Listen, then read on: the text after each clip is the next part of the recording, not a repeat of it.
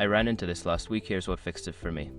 If you're looking to transfer your crypto from Binance to an external wallet, follow these straightforward steps. Step 1. Log into your Binance account.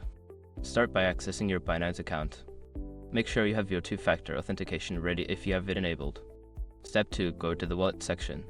Once logged in, navigate to the wallet section on the top menu. Click on Fiat and Spot to see your available cryptocurrencies. Step 3. Select the cryptocurrency to transfer. Find the cryptocurrency you want to transfer and click on the Withdraw button next to it. This will take you to the withdrawal page. Step 4. Enter withdrawal details. Input your external wallet address and the amount you wish to transfer. Double-check the wallet address to avoid any mistakes, as transactions cannot be reversed. Step 5. Confirm the transaction.